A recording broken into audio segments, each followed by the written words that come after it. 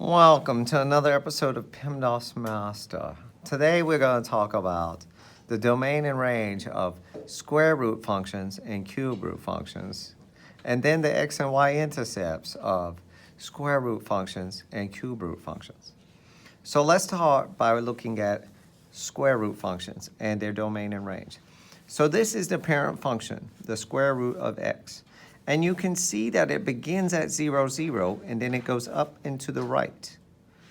Well, so if we were looking at domain, domain is normally looking at your x values, and you always read them left to right. Well, if this is true, we have a starting point of 0. So we can say it includes 0, and then it's going to go to infinity.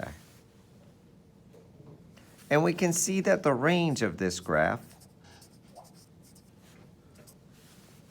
it starts at 0, and range is looking at your y values, going up and down,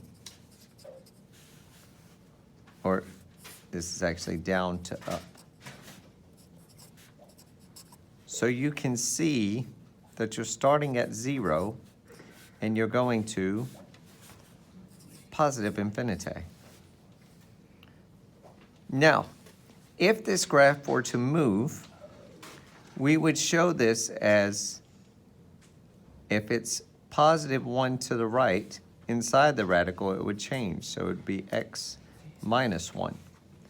And if it was down 1, it would also be a minus 1. So we can see from here, we could say this negative 1 means that the domain is the opposite. The domain would be 1 to infinity. And then this negative 1 here would be your range. Negative 1 to infinity. If it was a cube root graph, it's even easier. Whether the cube root graph is positive or negative,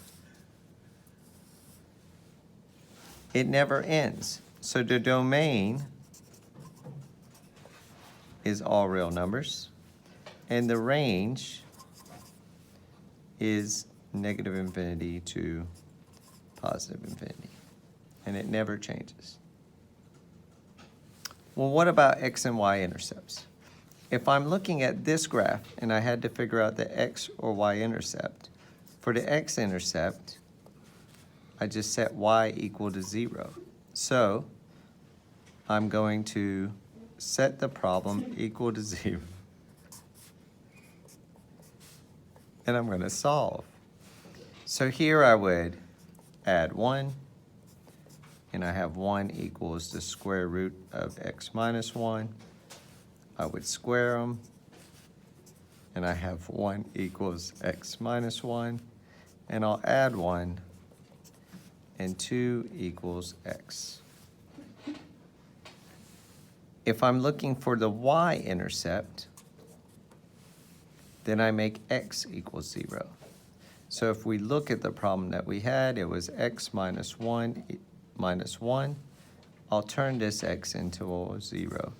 0, square root of 0 minus 1 minus 1.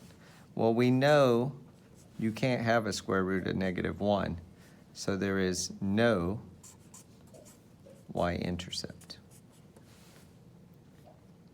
If it was a cube root, it would still be the same concept. We would still, let's say if this had been the cube root of x minus 1 minus 1. Here we would have added 1 to both sides. 1 equals the cube root of x minus 1. We would cube each side instead of squaring it. 1 equals x minus 1. And we would add 1. And 2 equals x. Over here, I'm going to draw it there so we can see it. we would say the cube root of x minus 1. We'd put a 0 instead. And this is the cube root of -1 minus 1. Well, the cube root of -1 is -1 minus 1, which equals -2. So y equals -2. And that's how you find the x and y intercepts.